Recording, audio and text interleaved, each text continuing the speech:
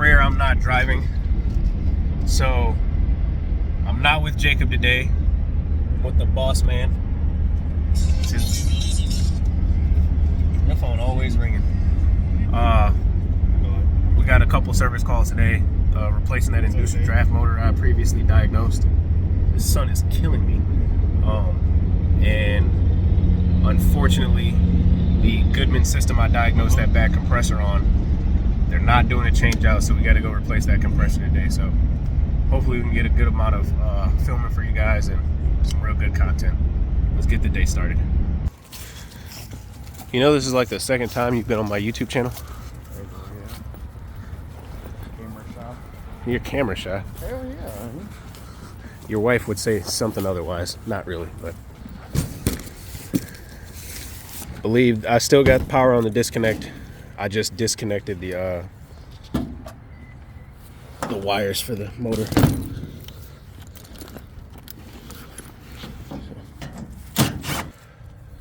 New inducer installed. Let's go ahead and see how we're doing. Sounds a hell of a lot better than it did the first time.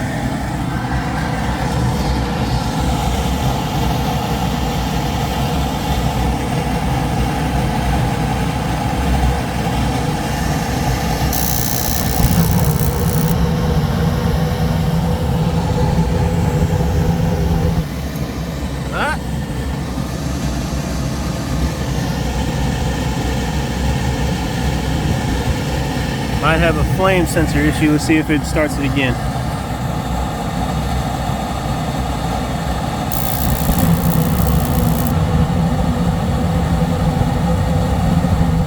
All right. Since it seems like we're having some flame sensor issues,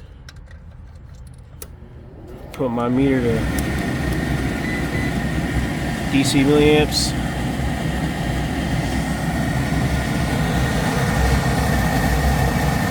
You have the meter in line with it. One probe here, the other probe there.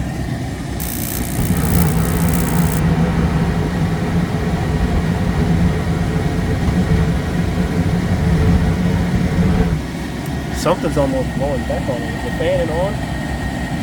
Did you see?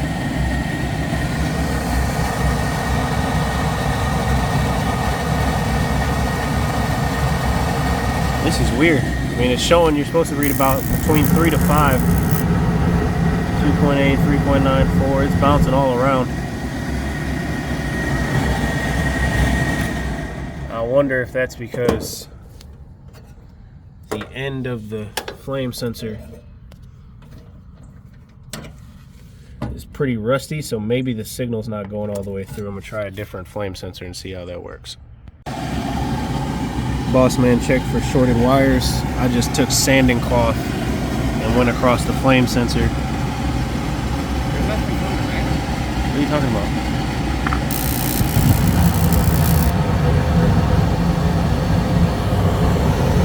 Look at the bottom one. The bottom flame's not lit. I think we might have a flame shortage. Because it's still going. But now that bottom flame's...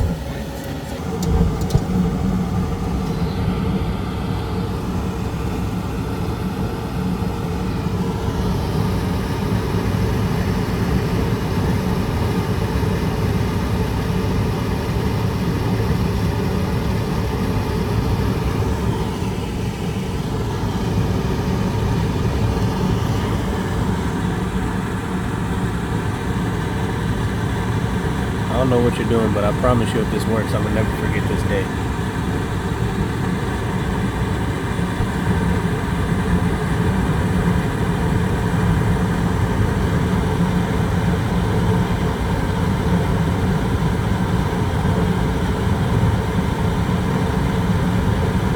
It's still running. I got the flame hitting the flame sensor. Yeah, but that one at the bottom isn't. And I don't think it's necessarily the gas pressure issue, because the spark igniter is sparking that, but then it cuts out eventually. Because this is the first line. Yeah. This is going to get the most pressure. But that's why I think, because I can see a little bit of the flame hitting that spreader, but then it doesn't complete. But my finger, because this is on this burner. Look. I still don't see nothing. There you go, a little bit, and then it cuts right off. I think it's a gas pressure issue. You want to get the manometer and check it, or you want to try and click? What do you want to do? The easier option first, or the harder one? The more difficult? Well, there's something stuck in this orifice. We can take everything apart and clean that. You check the orifice, I clean the spreaders. And see if that works before we dive into the gas valve issue.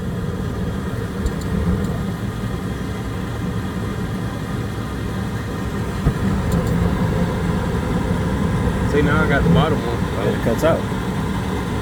Okay, maybe. Oh, Shouldn't matter.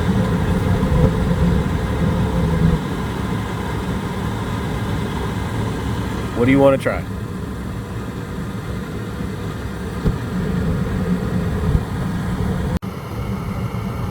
At the moment, we removed this from the flue exit and seems to have solved the issue for right now, but we're going to keep running and checking and see what's going on. It's weird.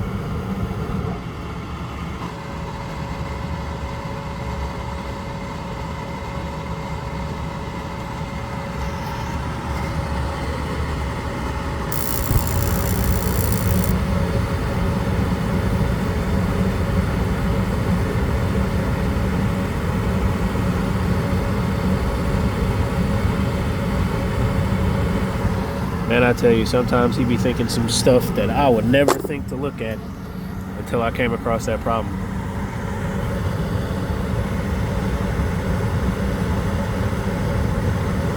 That moisture and stuff that's getting on the camera right now, that's just from the exhaust. But that's weird. He says he's never really had good luck with these systems. I don't know if any other technician has problems with these gas packs. I mean, like you heard me say, I was ready to just take apart the burner assembly and just eliminate that just real quick if possible, just by cleaning the flame spreader. That's just what I thought. But you know, at the end of the day, as long as the solution is the system is working and it's fixed and it's not hacked together, then good job. But every technician thinks differently. Always. See, this is why I need you in the truck like every couple months, just to keep me on my toes. Because boy, was I in the wrong department.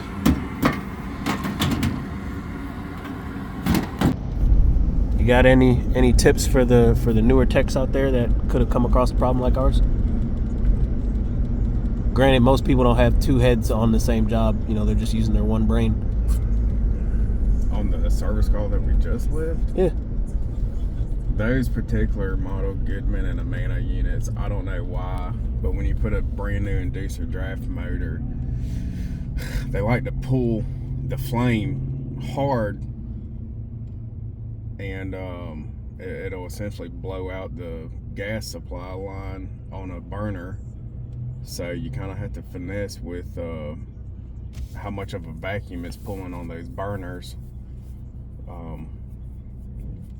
You know, it's just kind of one of those deals you kind of have to play with it.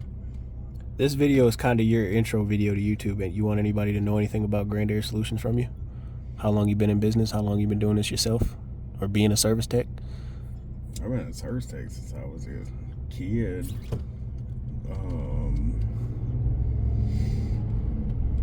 Learn your book way. Like I tell everybody, learn your book way, keep it in the back of your head, but it won't get you far if you want to be a good service tech. Being a good service tech is learning how to do things, maybe not necessarily right, but it's keeping everyone safe and it's getting your job done, and keeping your customers' billfold from going empty. That's why I created Grand Air Solutions. Thank you for creating Grand Air Solutions, because if it wasn't for you, I would probably not be a service tech this early on in life. Because Lord knows the first company I got to when I got down here did not want me to be a service tech. They wanted me to be an installer.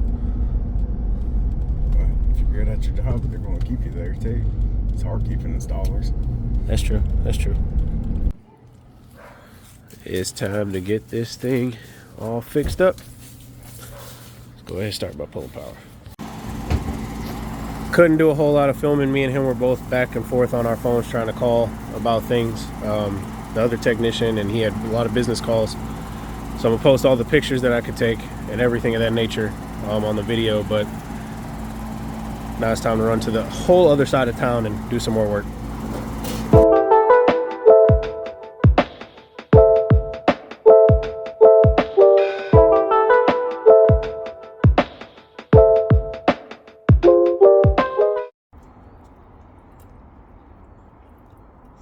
Trying to cool off the inducer. That thing was sparking. As far as the condenser might have been, this wired alright. Alright, I guess I'll put this one in. Alright, let's see what happens here.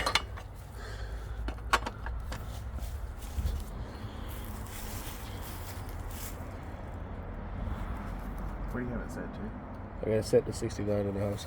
No, it's set to heater. Oh, shit.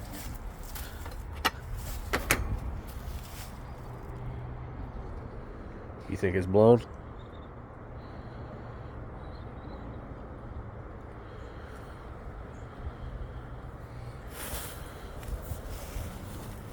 Power's off.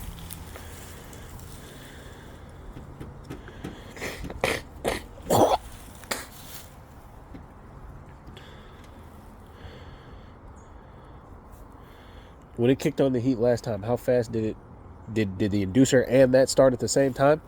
With the condenser fan motor? Yeah. When I cut it on the heat first by itself, like to see if the heat was working, worked perfectly fine. And then out of nowhere, the compressor. Go set the thermostat to cool. All right. Oh.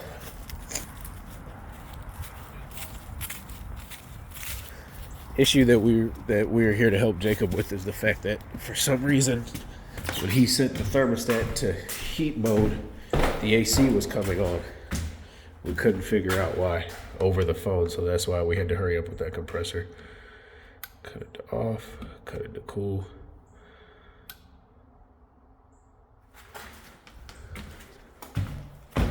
Yeah, I switched it!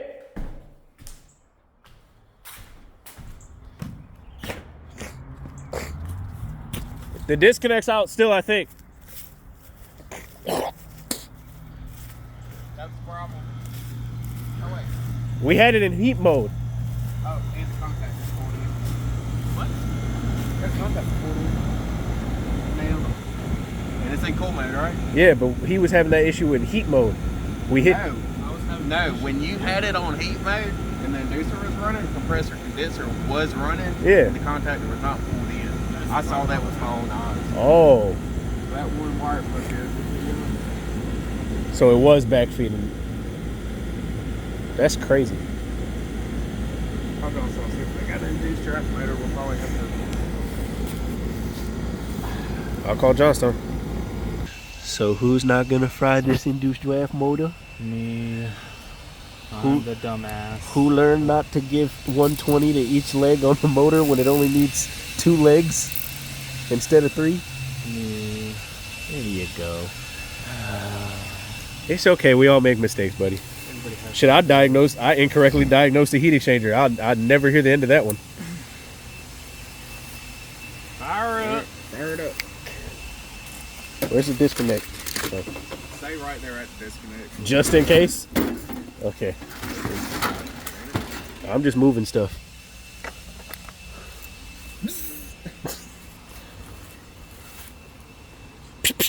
Boom.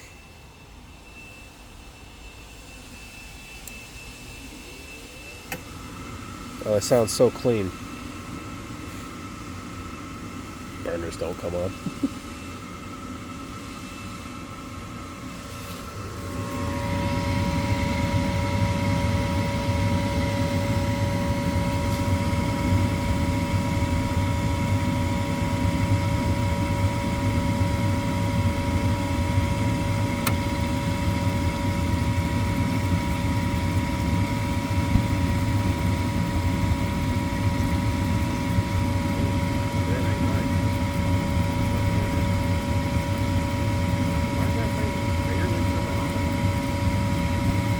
Somebody turn the gas off.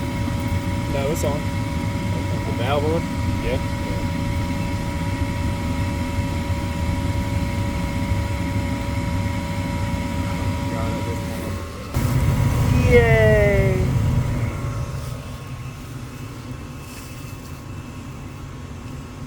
wonder if he left that door closed inside to that closet. Huh? Is it? Can you see it? It's closed right now. So I wonder if it's trip on high limit again.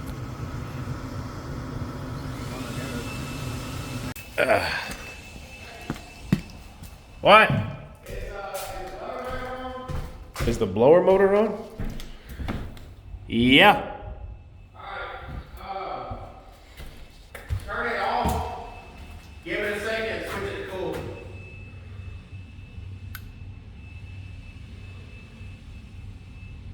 You gonna turn it off? Yeah. Okay. I just switched it to.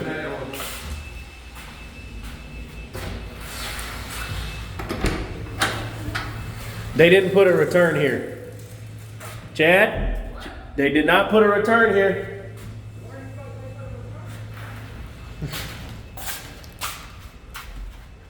I don't know, but there's not a return with it where they're supposed to put one. They put it in this closet? No. Wait a minute. I was stepping on something. Okay, maybe it was just that extra piece of cardboard. There's no return there.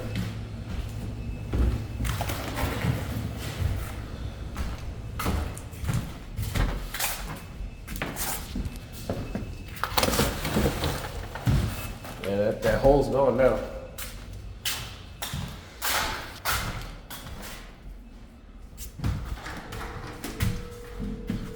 What is that? Nope, nope.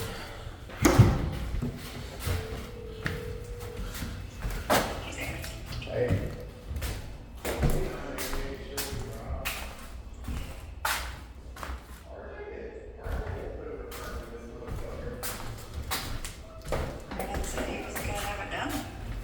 Well, it ain't. Okay, so there's no return. Man, just the original one. I hope they fucking ain't charging me for that shit. So Shelby, okay, I'll just have to bring it and find out what's up. Yeah, here, on.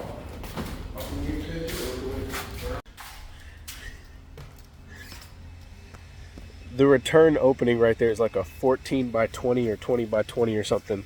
But like that choked area behind the filter going into the ground or into the floor base is like a 9 by 24. Even though the system is like from 1994 or whatever, if we leave that, if I left the filter on, my bad for the camera being up close. If I left the filter on, the grill on, and I leave all the panels on the unit, it ended up overheating the system. But I know that when I removed one of the blower panels from the unit, see if I can. That one right there, if I remove that, the system would run fine. It wouldn't overheat. So we were like, okay, well, we got to make the return bigger. And our guys told us they put a return in, but it looks like they did not. So we got to get that on the schedule now as fast as possible because they're about done with this house. I'm going to let you finish off the YouTube video today. What you got to say to the people? Stay in school, kids. Stay in school. Great way to end the video. Take care, bro.